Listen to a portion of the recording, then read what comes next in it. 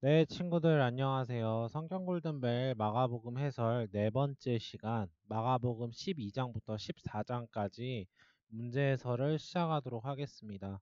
바로 들어가 볼게요. 네, 53번 문제입니다. 마가복음 12장 1절부터 12절까지 예수님이 비유 하나를 말씀하시는데 포도원 농부의 비유라고 불러요. 그래서 이 비유에 대한 이하 문제가 나왔네요. 포도원 주인이 포도원을 세를 주고 타국에 갔더니 때가 이름에 농부들에게 포도원 소출 얼마를 받으려고 한 종을 보냈더니 때리고 그저 보냈다. 그 후 몇 번을 보냈더니 더 심하게 능욕하고 종들을 죽이기까지 하였다. 포도원 주인이 이제 한 사람 남은 사랑하는 아들을 최후로 보내니 그 농부들이 이는 상속자니 죽이자. 그러면 그 유산이 우리 것이 되리라 하고 죽여 포도원 밖에 던졌다. 이 비유에서 포도원 주인은 하나님을 말하고 포도원은 이스라엘이요 농부들은 백성들과 그 지도자들이요 종들은 선지자들을 의미한다. 사랑하는 아들은 누구를 의미하는가? 라는 문제인데 만약에 골든벨에서 나오게 되면 이 내용은 나오지 않을 것 같아요. 이 비유에서 대한 이 설명. 좀 더 구체적으로 설명하면은 이제 포도원 주인이 포도원을 이제 농부들에게 맡기고 어 타국으로 좀 멀리 나가게 됩니다. 그래서 이제 타국에서 이제 멀리 나가서 뭔가 볼일을 보는데 주인이 농부들이 포도원을 관리를 똑바로 하고 있는지 안 하고 있는지 궁금해진 거예요. 그래서 포도원 주인이 종들을 보내서 확인을 해보는데 이제 농부들이 그 종들을 때리거나 때려 눕히거나 죽이기까지 합니다. 그래서 계속 포도원 주인이 종들을 계속 보내다가 계속 농부들이 그런 액션을 취하니까 아들을 보내자. 아들을 보내면은 얘네들이 안 죽이겠지라고 생각을 하고 아들을 보냅니다. 근데 농부들이 이 아들은 상속자니까 죽이자. 그러면 유산이 우리 것이 될 거야라고 이제 말을 하면서 아들까지 죽이게 됩니다. 이제 이런 비유를 예수님이 말씀을 하시는데 이 비유는 좀 더 정확하게 딱딱 떨어지는 비유예요. 그래서 포도원은 이스라엘을 의미하고요. 포도원 주인은 이스라엘의 주인인 하나님을 의미합니다. 농부들의 경우에는 지금 여기서는 백성들까지 얘기하는데 백성들은 해당되지 않아요. 지금 이 비유를 말씀하신 이유 자체가 종교 지도자들 때문에 얘기를 하신 건데 농부들은 종교 지도자들에 해당이 되는 거예요. 백성들은 해당이 안 됩니다. 자, 그 다음에 포도원 주인의 종들은 하나님의 종인 선지자들, 예언자들, 하나님의 말씀을 대신 전하는 사람들을 의미해요. 아들은 당연히 하나님의 아들 예수님이겠죠. 그래서 만약에 문제가 나왔을 적에 아들을 물어볼 수도 있고 이제 포도원 주인의 종들이 나올 수도 있어요. 근데 만약에 지방이나 연회에서 농부들은 누구를 의미하는가라는 문제가 나왔을 때 종교 지도자들을 만약에 이제 썼을 적에 백성들까지 껴야 됩니다라고 얘기를 하면 전도사님이 강력하게 항의할 생각입니다. 이제 이렇게 이해하면 될 거예요. 자, 아무튼 이제 이 내용들은 우리가 좀 기억할 필요가 있겠다라는 생각을 하고요. 추가로 농부들이 하는 얘기를 우리가 좀 주목할 필요가 있을 것 같아요. 자, 농부들이 아들을 죽이기 전에 이런 이야기를 하죠. 상속자니 죽이자. 그러면 유산이 우리 것이 되리라. 지금 농부들이 종교 지도자들이 아들이 받을 유산, 하나님이 가지고 있는 재산, 돈, 유산을 굉장히 탐내고 있다라는 걸 알 수가 있어요. 그래서 아들을 죽여서 하나님이 소유하고 있는 그런 내용들, 그런 재산들을 가지고 싶어 하는 탐욕을 보여주고 있습니다. 종교 지도자들이. 그래서 이 종교 지도자들이 하나님의 집인 성전을 이용해서 만민이 기도하는 집인 성전을 강도의 소굴로 만들었다는 거예요. 그 지난 강의에서 전도사님이 설명을 했을 적에 분명 예수님은 성전 안에 들어갔을 적에 성전 안이 장사치들이 판치고 있는 약간 시장의 모습을 하고 있는 성전을 보고 분노해서 성전을 둘러 엎으셨다라고 얘기를 했는데, 그때 예수님이 말씀하신 게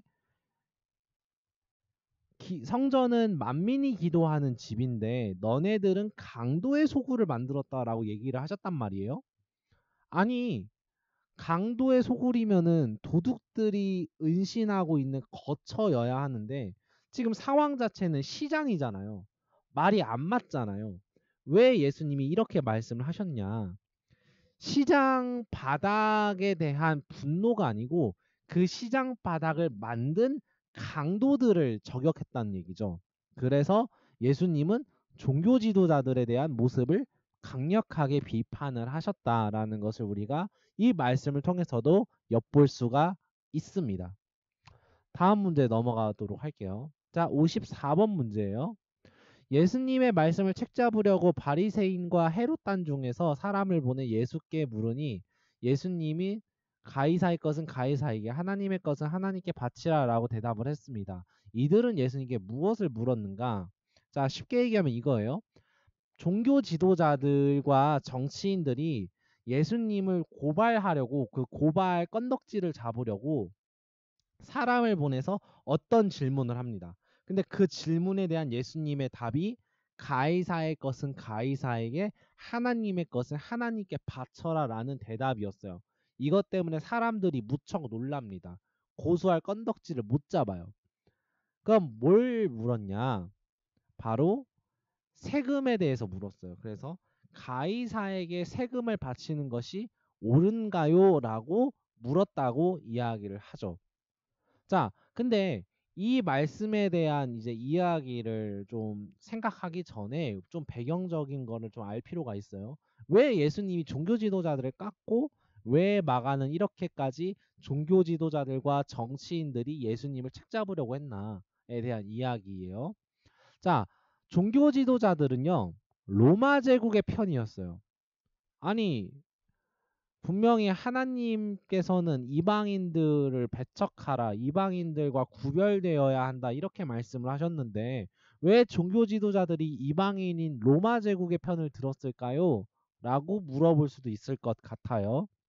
자, 당시에 이스라엘이라는 나라를 식민지로 다스렸던 나라가 로마 제국이에요. 당시에 로마 제국이 엄청 강력했던 건 우리 친구들 다 알 거예요. 그래서 이스라엘을 식민지로 삼는 로마 제국이 다 이제 로마 제국이 이스라엘 말고도 다른 나라들도 다 지배하고 있었단 말이에요. 그런데 로마 제국 자체적으로 로마 황제 혼자서 이 많은 나라들을 통치하는 데 있어서 어려움이 있었던 거죠. 그래서 통치를 보다 더 효율적으로 하기 위해서 로마 제국이 직접 선정한 왕을, 야, 너 이 나라 통치해라고 꽂습니다. 낙하산이죠. 그래서 사람을 꽂아요. 그래서 통치의 편리성을 위해서 왕을 세우는데 이스라엘을 다스렸던 왕이 누구냐? 헤롯 왕이었어요. 헤롯 왕은 로마 제국에 의해 세워진 왕이었던 거죠. 그러면 여러분, 헤롯 왕은 로마 제국에 굽신거려야 될까요? 아니면 싸워야 될까요? 당연히 굽신굽신 거려야겠죠. 그래서 이제 헤롯 왕이 이스라엘을 잘 다스리면서 로마 제국은 좋은 나라예요를 설득을 해야 됩니다. 근데 이스라엘 사람들 입장에서는 뜬금없이 헤롯 왕이라는 이상한 사람이 로마 제국에 의해서 낙하산으로 이제 왕으로 즉위를 했는데 백성들이 인정을 할까요? 안 할까요? 안 하겠죠. 그래서 헤롯 왕에게 있어서는 백성들로 하여금 지지를 받을 필요가 있었어요. 그래서 어떤 일을 했냐? 성전을 세웁니다. 그래서 이제 예수님이 성전 정화했을 때 그 성전을 헤롯 성전이라고 부르는데 엄청 으리으리하게 지어요. 엄청 크게 지어요. 굉장히 아름답게 지어요. 정말 많은 유대인들이 감탄할 정도로 엄청 크게 짓습니다. 그러면 성전을 지었을 적에 가장 좋아했던 사람은 누구였을까요? 당연히 종교 지도자들이겠죠. 그래서 종교 지도자들은 헤롯 왕이 되게 불법적인 상황으로 왕이 된 것을 알고는 있었지만 자기들한테 이권을 계속 주니까 좋은 그런 건덕지들을 주니까 헤롯 왕을 지지할 수밖에 없는 거예요. 그래서 종교 지도자들은 헤롯 왕과 결탁하고 로마 제국과 결탁한 거죠. 그래서 로마 제국과 헤롯 왕으로부터 자기의 그런 입지와 자리를 확보할 수 있었다는 거예요. 그래서 이 로마 제국과 헤롯 왕과 종교 지도자들은 한패였던 거예요. 한패였던 거죠. 그거를 예수님은 싫어했던 거예요. 이 얘네들이 한패가 되어서 가난한 사람들 계속 헌금하라고 강요하고 세금 걷고 계속 몰아세우고 막 되도 않는 일로 사람 때리고 처형하고 이러니까 예수님 입장에서는 이 세상의 통치가 하나님의 뜻이 아닌 거예요. 그래서 세상의 통치를 거부하고 세상의 가치를 거부하고 하나님 나라를 선포했던 거죠. 하나님 나라는 로마 제국이 치리하는 그 방식과 완전히 달랐다는 거예요. 그래서 하나님 나라를 선포한 게 예수님이었다. 참고로 이거는 약간 상식인데 가나나인 기억나죠? 예수님의 제자 12제자 가운데 가나나인 시몬이 있었죠. 이 가나나인은 젤롯 땅 열심당원이었는데 이 열심당원이 뭐 하는 사람이었냐? 종교 지도자들이 로마 제국의 편을 들잖아요. 근데 로마 제국은 이방인이었단 말이에요. 그래서 이방인의 편을 드는 유대인, 이거 유대인들은 변절한 거죠. 하나님의 뜻을 배신한 거죠. 그런 사람들을 암살하려는 모임이 열심당이었어요. 젤롯당, 가나나인이라고 하죠. 이제 이런 부분들이 있었다. 그래서 예수님이 종교 지도자들을 계속 비판하니까 열심당원들이 예수님을 보고 같은 편이네 생각했던 것 같아요. 그래서 예수님과 함께 했던 거죠. 이제 이런 배경들이 있었다. 그래서 다시 54번 문제로 돌아가서요. 종교 지도자들과 정치인들이 예수님께 가이사에게 세금을 바치는 것이 옳습니까? 라고 물었을 적에 만약에 예수님이 옳지 않아, 예수님은 로마 제국을 싫어했잖아요. 옳지 않아 라고 얘기를 했다면 너 로마 제국을 반대해? 너 완전 로마 제국에 반대하는 선동가네? 나쁜 놈이네? 라고 해서 정치범으로 잡아서 바로 죽였을 거예요. 근데 예수님은 그렇게 얘기하지 않았죠. 바리새인과 헤롯 땅의 그 꾀임에 넘어가지 않았다는 거예요. 이제 그게 54번 핵심이에요. 자, 55번 볼까요? 자, 마가복음 12장 25절에 예수님의 말씀이네요. 빈칸 안에 맞는 말이 뭐냐? 사람이 죽은 자 가운데서 살아날 때에는 장가도 아니가고 시집도 아니가고 하늘에 있는 땡땡들과 같으니라 라는 이야기를 하고 있네요. 자, 이 부분은 예수님이 이제 우리가 사람이 죽어서 부활해서 이제 하나님 나라로 들어갔을 때 어떤 일이 벌어지는지에 대해서 얘기를 하고 있는 거예요.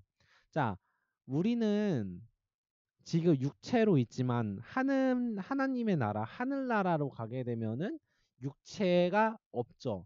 영의 몸으로 우리는 부활해서 하늘나라로 갈 거예요. 자, 그때 여러분 생각해 보세요. 보통 사람이 죽으면 일반적으로 나이가 많이 늙어서 죽죠. 그러면은 부활했을 때 우리는 젊은 몸으로 부활할까요? 늙은 몸으로 부활할까요? 뭐 그런 맥락이라는 거예요.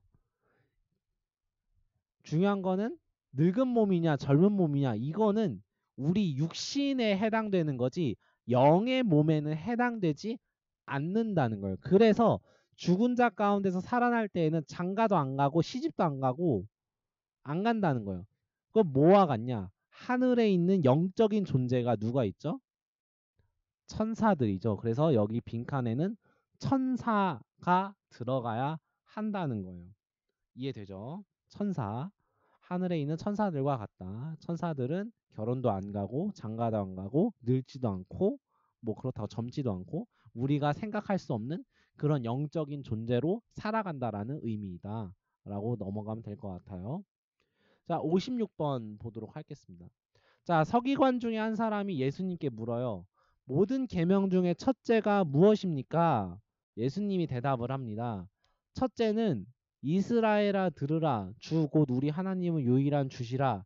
내 땡땡을 다하고 목숨을 다하고 땡땡을 다하고 힘을 다하여 주 너의 하나님을 사랑하라 하신 것이요. 둘째는 내 땡땡을 내 자신과 같이 사랑하라 하셨다.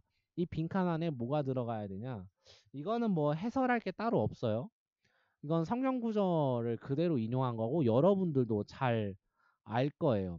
전도사님이 한번 설명했던 것 같긴 한데, 자, 여러분 십자가의 의미 기억나는지 모르겠어요. 십자가의 의미.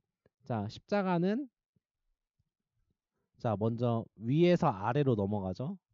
예수님이 십자가에 달리신 이유, 위에서 아래로 하나님과 사람의 관계를 예수님이 이어주신 거예요. 그리고 수평으로 넘어가죠. 좌에서 우로. 자, 이거는 뭐냐? 사람과 사람 사이의 관계를 화목하게 하셨어요. 그게 십자가의 의미예요.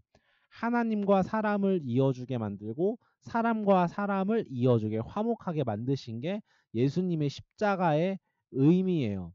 그래서 첫 번째 계명은 하나님 사랑.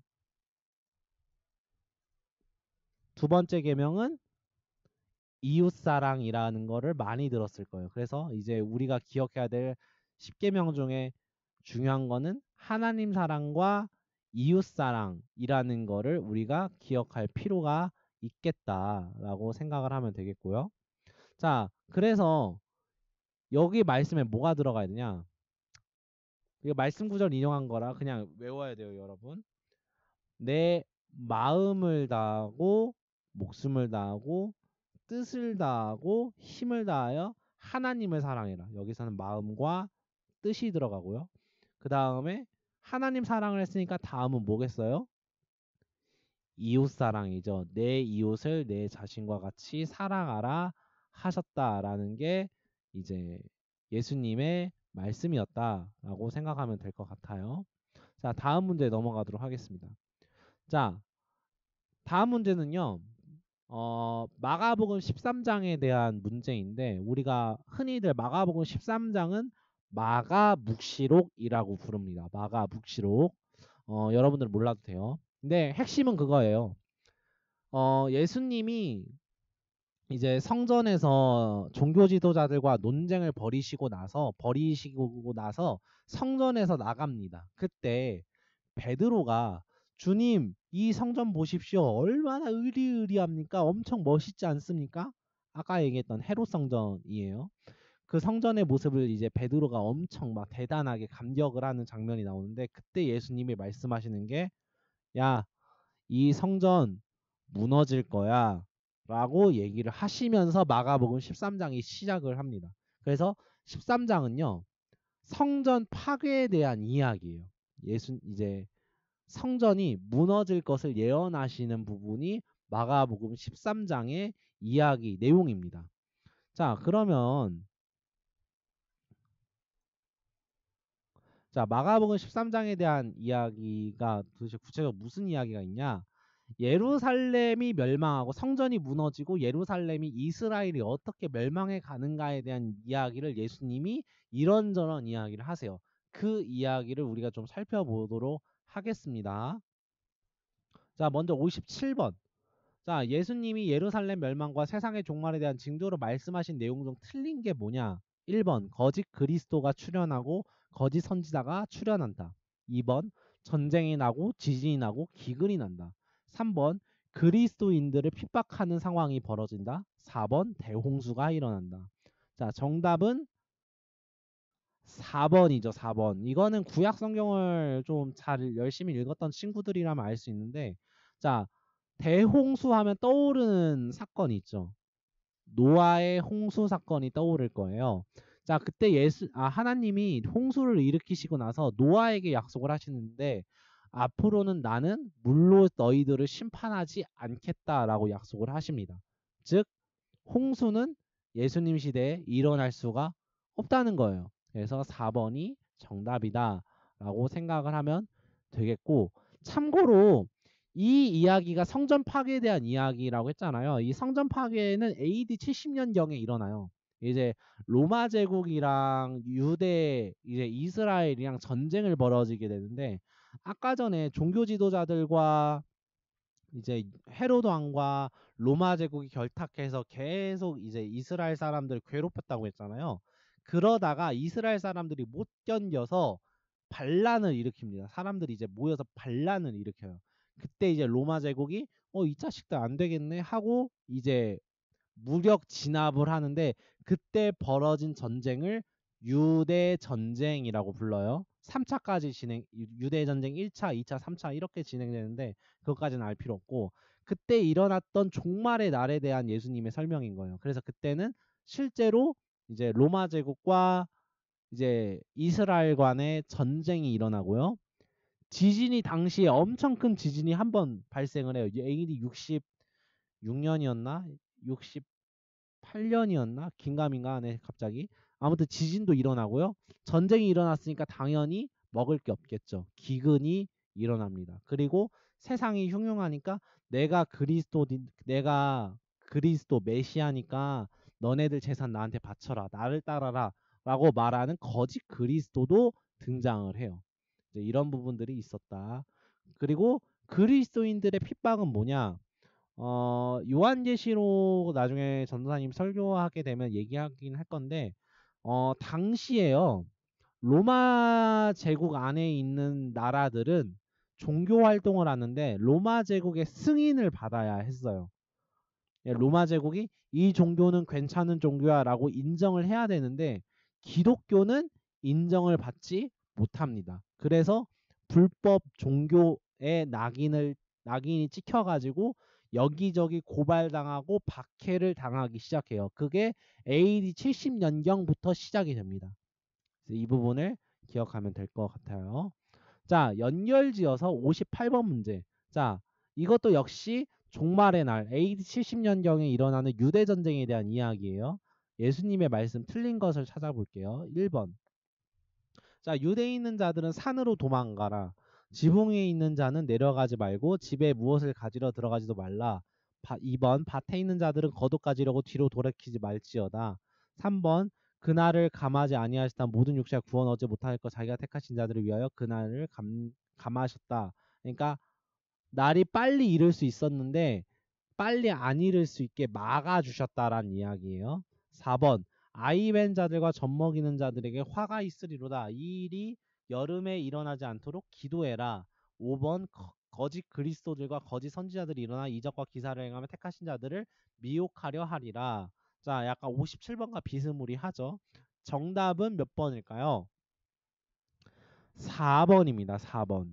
왜 4번이냐? 여름이 아니라 겨울이에요. 겨울. 아니 전도사님 왜 겨울인가요? 설명을 해줄게요. 자, 예수님이 이거 1번과 관련되어 있는 얘기인데 자, 산으로 도망가라고 하신 이유가 있어요. 자, AD 70년경 유대 전쟁이 발발하게 되면서 로마 군대들이 이제 모든 길목들을 차단하면서 점점 이제 예루살렘 성전을 중심으로 둘러싸면서 이제 전쟁을 벌이게 됩니다. 이제 여기가 예루살렘 성전이면요. 이제 여기 예루살렘으로 가는 길목들이 이렇게 있을 거 아니에요. 이것들을 이제 로마 군인들이 다 막아요. 다 막아서 여기서 이제 그 예루살렘 성전으로부터 도망가는 사람들 여기서 다 썰어요. 목을. 실제로 이제 역사 기록에 나와 있어요. 여기서 도망가는 사람들 다 썰면서 천천히 이렇게 조여옵니다. 예루살렘 성전을. 그래서 예수님이 길로 도망가지 말고 산으로 도망가라는 얘기가 이 루트들은 지금 얘네들이 다 막고 있으니까 산으로 도망가라는 얘기예요. 산에는 뭐 길목 이런 게 없으니까 로마 군인들이 바리케이트를 못 치는 거야. 그래서 산으로 도망가야 돼요. 근데 문제는 산으로 도망가야 되는데 이날이 겨울이에요. 자, 겨울이면 어떻게 될까? 이 산 언덕길이 어떻게 될까요? 꽁꽁 얼겠죠. 이 실제로 그걸 염두하고 얘기하신 거예요. 꽁꽁 얼어서 못 올라가요. 그때는 뭐 신발이나 이런 게 오늘날처럼 좋은 신발도 없고 하니까 다 집신이거든. 그럼 다 미끄러지겠죠. 못 도망가요. 그 여기서 다 죽어야 돼. 그래서 이런 이야기를 하신 거예요. 여름이 아니라 겨울이에요, 겨울. 이제 그런 부분들을 기억해야 되겠다. 만약에 여기서 문제를 좀 바꾼다면 여기 산 대신에 뭐 길로 도망가라 뭐 이렇게 얘기를 할 테고, 뭐 무엇을 가지러 들어가지도 말라, 겉옷을 가지려고 뒤로 돌아가지 마라. 이 이야기는 왜 이야기하냐면 지금 1분 1초가 급한 대로 로마 군인들이 자꾸 예루살렘 성전을 중심으로 이렇게 조여오고 있는 상황에서 집 들어가서 짐 싸고 짐 쌀 그런 시간이 있겠냐라는 거예요. 없다는 거죠. 그러니까 빨리 하루 1분 1초가 아까우니까 빨리 도망가라라는 이야기로 이제 이런 이야기를 하신 거다라는 거를 우리가 기억해야 되겠다라는 거예요. 자, 다음 59번 문제야. 이거는 59번 문제는요. 이 이야기를 정리하는 단락이에요. 13 마가복음 마가묵시록 13장을 마무리하는 멘트예요. 무화과 나무의 비유를 배워라. 그 가지가 연하여지고 잎사귀를 내면 여름이 가까운 줄 아나니 이와 같이 너희가 이런 일이 나는 것을 보거든 인자가 가까이 곧 문 앞에 이른 줄 알라. 그러나 그날과 그때는 아무도 모르나니 하늘에 있는 천사들도 이 아들도 모르고 아버지만 아신다. 주의하라. 땡땡땡땡. 그때가 언제인지 알지 못함이라. 땡땡땡땡. 내가 너희에게 하는 이 말은 모든 사람에게 하는 말이니라 라고 말씀을 하셨습니다. 여기서 빈칸이 들어갈 게 뭐냐는 거예요. 자, 이 말씀의 핵심은요. 자, 무화과 나무의 비유를 얘기를 하세요. 이것도 비유예요. 그 가지가 무화과 나무의 가지가 연해지면 연해질수록요. 여름이네? 라고 사람들이 쉽게 알 수 있었어요. 당시에 무화과 나무가 흔했다고 전사님이 얘기했었죠. 그 이스라엘 나라에는 무화과 나무가 많았다고 얘기를 했었죠. 자, 그것처럼 이제 이런 막 거짓 그리스도가 등장하고 거짓 선지자가 출현하고 막 전쟁이 일어날 것 같고 지진이 일어나고 그리스도인들이 박해를 당하는 상황이 오면은 이 AD 70년경 이때 예수님이 말씀하셨던 때는 AD 30년경이니까 40년 뒤에 일어날 일을 모르잖아 당장. 그래서 이런 일들이 벌어지면은 예수님이 예언하셨던 말씀하셨던 종말의 날이 곧 가까웠구나. 준비해야겠다라고 얘기를 하시는 거예요. 우리나라로 치면은 이제 점점 우리가 봄에서 여름으로 넘어갈 때 벚꽃이 떨어지면은 봄이 끝나가는구나라는 걸 우리가 알 수 있잖아요. 그런 이야기예요.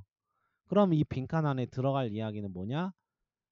깨어 있으라입니다. 깨어 있으라. 깨어 있어야 돼요. 깨어 있어야지 잎사귀가 연해지는 거를 볼 수 있고 나라가 이런 난리통에 있다라는 거를 알 수가 있는 거예요. 잠들면은 모르는 거죠. 그래서 이 두 빈칸 역시 똑같이 깨어 있으라가 들어가야 합니다.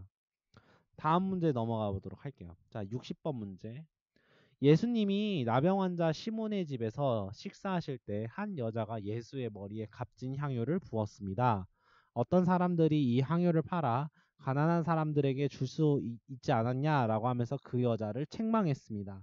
그러나 예수님은 책망하지 말라고 하시면서 향유를 부은 것이 나의 무엇을 미리 준비한 것이라고 칭찬을 하셨습니다. 그럼 이게 뭐냐는 거예요. 이 부분에서 약간 그냥 뜬금없는 얘기인데 시몬의 집이라고 하네요. 시몬이란 이름 흔하죠. 근데 이 시몬은 나병 환자 시몬이었어요. 예수님의 제자 중에는 시몬 베드로가 있었고 가나나인 열심당원이었던 시몬도 있었죠. 시몬이라는 이름이 굉장히 흔했네요. 자, 아무튼간 자, 향유 부은 여인에 대한 이야기는 복음서 우리가 가지고 있는 4권의 복음서 모두 기록되어 있는데 조금 차이가 있어요. 만약에 이 문제를 가지고 OX 문제를 낸다면은 이런 식으로 전도사님 낼 것 같아요.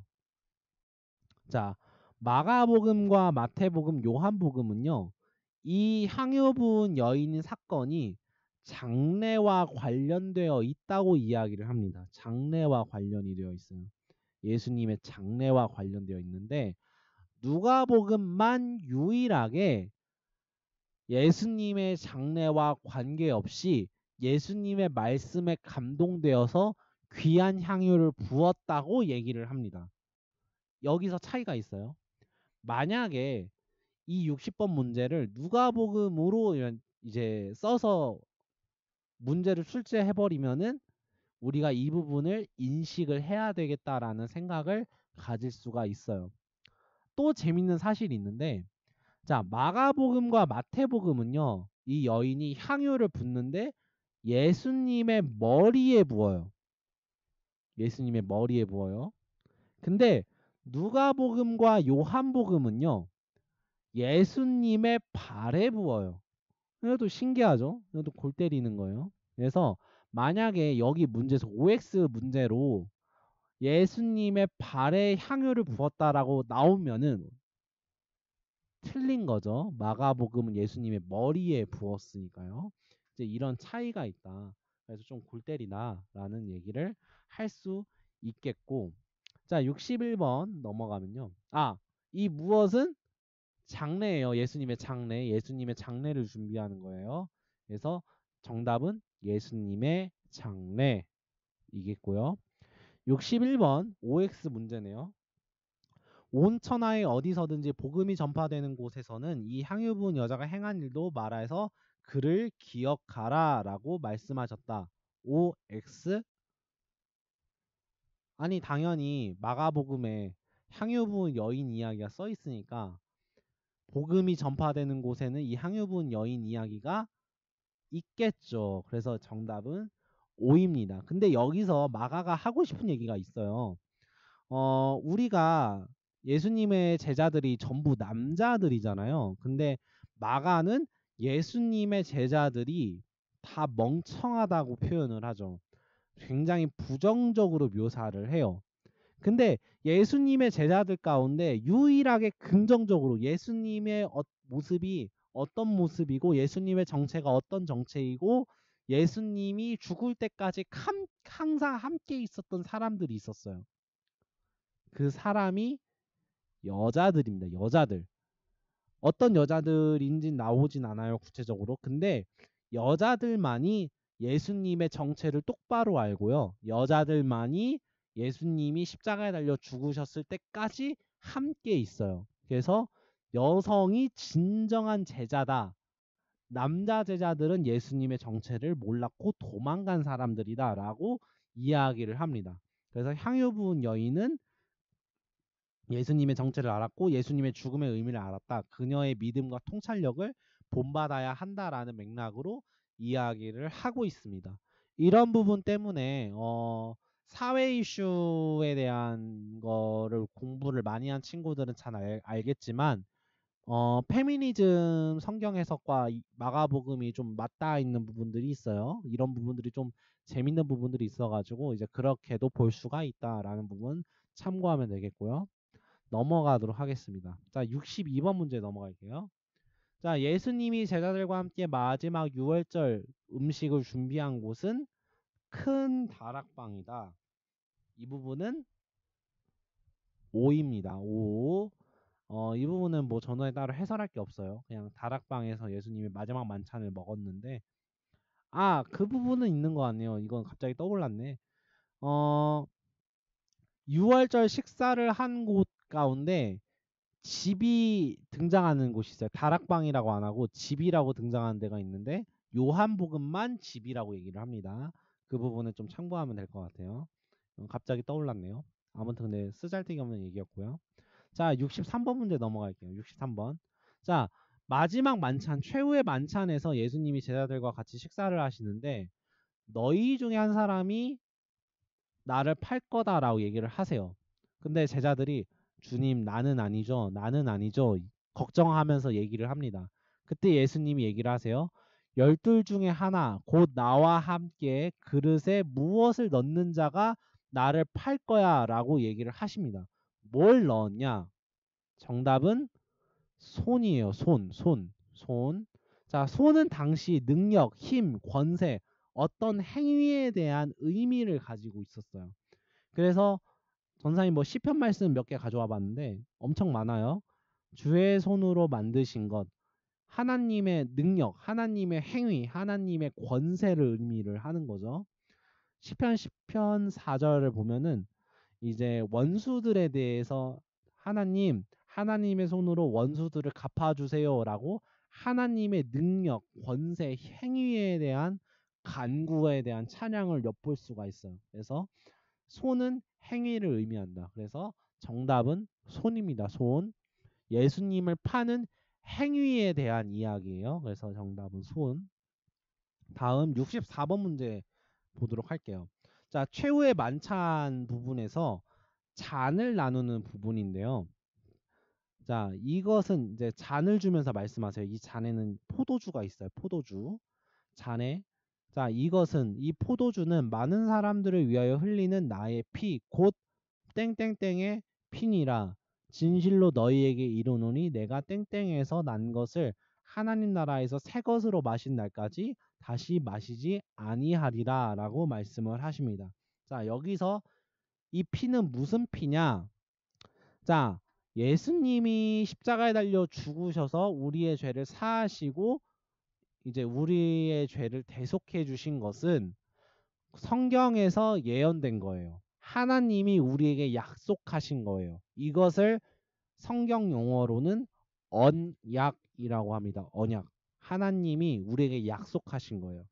내가 메시아를 보내줄 거고 그 메시아가 그리스도가 너희를 구원할 것이야 라고 하나님이 언약하세요. 그래서 이 예수님의 피는 언약의 피예요. 언약의 피. 그 두 번째 거는 뭐냐? 자, 두 번째 거는요. 자, 아까 전도사님이 이 잔에 있는 게 포도주라고 했죠. 포도주. 포도주는 뭘로 만들죠? 포도로 만들겠죠, 당연히. 포도로 만드니까 포도나무에서 이 포도를 따다가 만들 거예요. 그래서 여기서의 포도주는 포도나무에서 난 것이라고 써야 돼요. 그래서 여기 뒤에 부분의 답은 포도나무입니다. 이 부분은 따로 해설할 게 따로 없어요.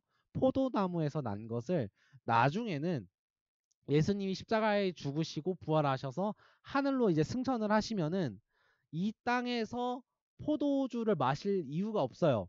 언약의 피를 예수님이 십자가에 달리심으로 말미암아 해결을 했잖아요. 우리들의 죄를 사해 주신 게 이제 끝났잖아요. 예수님 십자가 달리심으로 말미암아. 그럼 나중에 이 포도주를 마시는 거는 하나님 나라에서 마시는 거 말고는 이제 마실 이유가 없다라는 거예요. 이제 그런 의미를 가지고 있다. 그래서 첫 번째 빈칸은 언약, 두 번째 빈칸은 포도나무이다라는 부분을 얘기하면 될 것 같고요.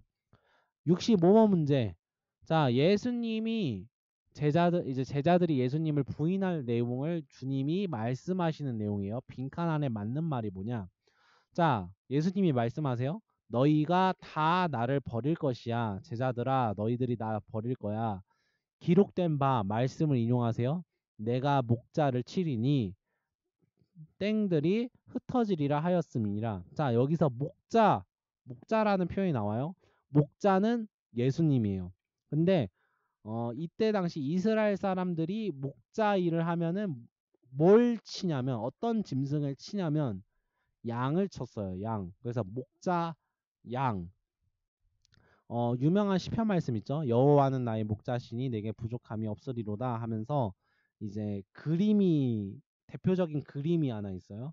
이제 예수님이 목자가 되고 우리들이 흰 양이 되어서 예수님이 양을 치는 그런 그림들이 많이 나오는데 그런 이미지예요. 이제 하나님께서 이제 예수님을 십자가에 달려서 죽으시는 일을 이제 진행하시게 되면은 제자들이 흩어질 거예요. 그래서 여기서 답은 양입니다. 양. 자, 그리고 예수님이 베드로에게 말씀하시는 부분이네요. 내가 진실로 베드로 너에게 이르노니 오늘 이 밤이 닭이 2번 울기 전에 네가 나를 부인할 것이다 라고 하는데 몇 번 부인하냐는 거예요. 몇 번 부인하죠. 베드로가 예수님을 3번 부인합니다. 이거는 다다음 문제 해설에서 전사님이 얘기를 할게요. 자, 66번. 이것도 딱히 해설할 게 없는데 예수님이 부활하신 후에 제자들보다 먼저 어디로 가셔서 이 제자들을 기다리신다고 약속을 하셨냐. 예수님이 부활하시면 어디로 가겠다라고 주님이 말씀을 하십니다. 어디냐면 갈릴리예요. 갈릴리. 예수님의 고향이죠. 갈릴리. 그래서 갈릴리라는 거를 우리가 기억하면 되겠습니다. 자, 다음 문제 넘어가 보도록 할게요. 네, 다음 67번 문제 보도록 할게요. 자, 예수님이 별명을 붙여주신 애제자들 베드로, 야고보, 요한 3명을 데리고 너희는 여기서 깨어있으라 하시고 조금 나아가셔 땅에 엎드려서 기도를 하십니다. 하나님, 이 잔을 내게서 옮겨주시옵소서. 나의 원대로 마시옵고 아버지의 원대로 하옵소서 라고 돌아왔는데 제자들이 자고 있었어요. 그래서 베드로야, 시몬아, 자냐? 1시간도 못 깨어 있냐? 시험에 들지 않게 깨어 기도해라. 마음은 원하지만 육신이 약하다라고 하셨대요. 자, 근데 뭐 이 내용이 중요한 게 아니고 예수님이 이제 이런 기도를 하셨다라는 게 중요하겠죠. 자, 근데 문제는 예수님이 기도하신 곳은 어디냐라는 질문인데 문제인데 이거는 딱히 해설할 게 없어요. 겟세마네입니다. 겟세마네. 이건 그냥 외워야 돼요, 여러분. 이건 당연한 거예요. 그리고 겟세마네입니다. 겟세마네. 자, 68번. 자, 예수님이 이제 겟세마네에서 기도를 하시고 나서 이제 제자들에게 야, 좀 자라. 기도 좀 엄청 오래 하시다가 이제 눈물 흘리시고 땀 흘리시면서 기도하시다가 기도를 마치시고 제자들한테 왔는데 제자들이 피곤해서 졸고 있었어요. 그래서 예수님이 제자들한테 야, 자라라고 말씀을 하십니다. 그래서 제자들이 좀 자다가 일어나라.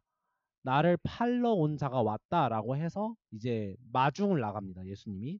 그때 마중 나가서 만난 게 가롯 유다예요. 그게 68번 문제예요. 자, 가롯 유다가 예수님을 잡으려고 하는 자들이 어떻게 알리면 예수를 알고자 잡도록 하였는가? 무슨 말이냐? 자, 유다가 종교 지도자들에게 예수님을 넘겨주기로 약속을 하고 이제 종교 지도자들이 보낸 종들이 있어요. 좀 싸움 잘하는 좀 빠따들고 막 무서운 사람들 데리고 예수님을 잡으러 옵니다. 그때 그 사람들은 예수님이 어떤 사람인지 모르잖아요. 얼굴을 모르잖아. 그래서 가룟 유다가 그 사람들한테 얘기하는 거예요. 내가 이렇게 하면은 이 사람이 예수니까 이 사람을 잡아가라라고 이야기를 하는 거죠. 어떻게 했냐면 어떻게 했냐면 예수님에게 입맞춤을 하는 거죠. 그래서 정답은 입맞춤 하는 것. 뭐 그와 입맞추는 자. 뭐 이렇게 쓰면 정답 답안지에는 그와 입맞추는 자라고 되어 있는데 뭐 입맞추는 것. 뭐 이렇게 쓰면 될 것 같아요. 자, 69번. 자, 빈칸 안에 맞는 말은 예수가 잡혀 대제사장들과 장로들과 서기관들 앞에 끌려가서 침묵하니 대제사장이 네가 찬송받을 이의 아들 그리스도냐? 다시 물으니 예수님이 내가 그니라 인자가 권능자의 땡땡에 앉은 것과 땡땡을 타고 오는 것을 너희가 보리라 하시니 신성모독이라 하며 옷을 찢고 사형시켜야 된다라고 침을 뱉고 주먹으로 때리기 시작을 합니다. 이제 예수님 잡히시고 대제사장들 종교 지도자들 앞에 서서 이제 종교 지도자들이 계속 시비를 걸죠. 그러다가 이런 이야기를 하신 거예요. 자, 이 부분은요. 예수님이 성경 말씀을 인용하면서 내가 진짜 그리스도야라고 말씀을 하시는 건데 정답은 권능자의 우편이에요. 우편. 자, 쉽게 좀 외우는 방법 알려드릴게. 권능이라는 표현하면 파워, 힘이 있는 것처럼 보이잖아요.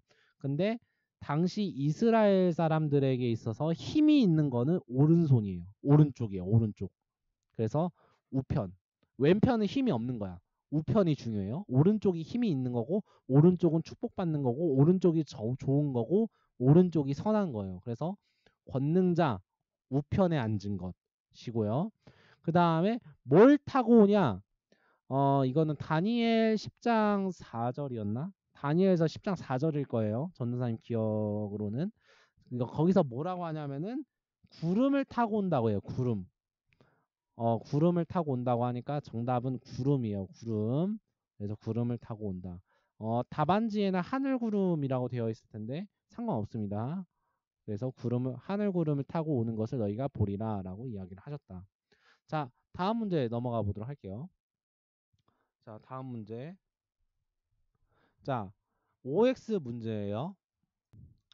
자, 70번 OX 문제. 대제사장 집들에서 예수를 지켜보고 있던 베드로를 보고 대제사장의 여종이 나사렛 예수와 함께 있던 사람이라거늘 베드로가 3번이나 부인하자 닭이 2번째 울었다. 이에 베드로가 닭이 2번 울기 전에 네가 3번 나를 부인하리라 하신 예수님의 말씀이 생각나서 그 일을 생각하면서 울었다라는 이야기예요. 정답은 5죠. 5. 정답은 5예요.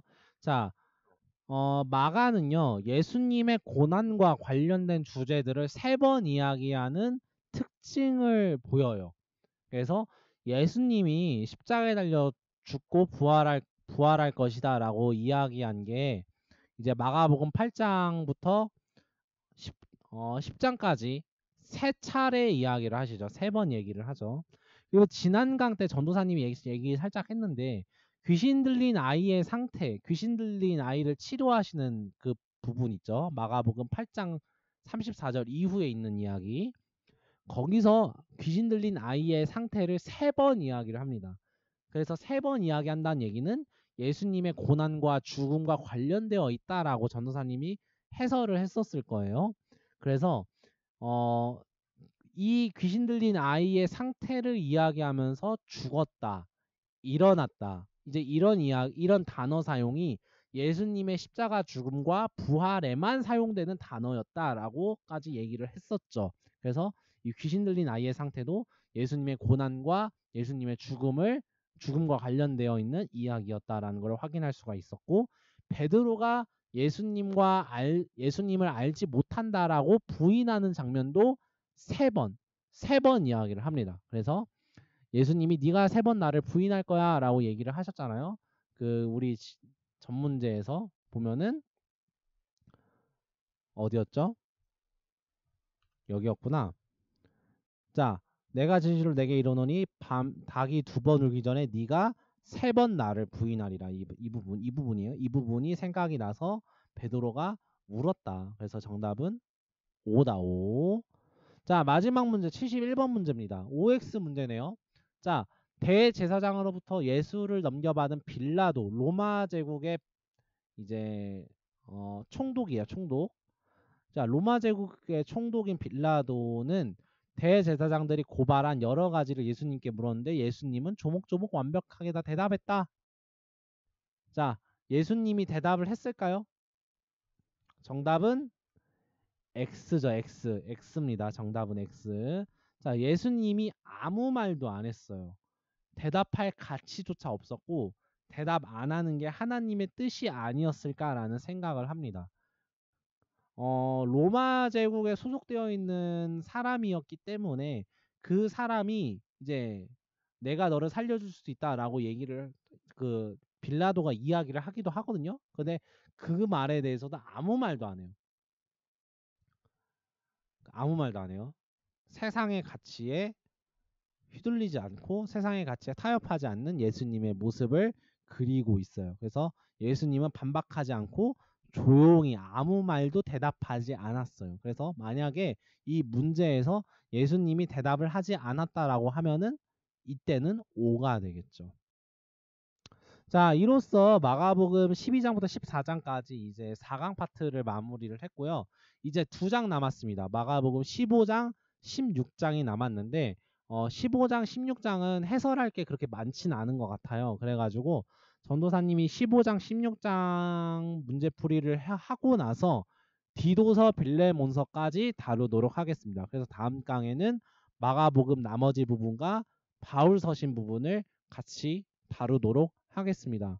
여러분들 고생 많았고 다음 강의에서 뵙겠습니다. 안녕.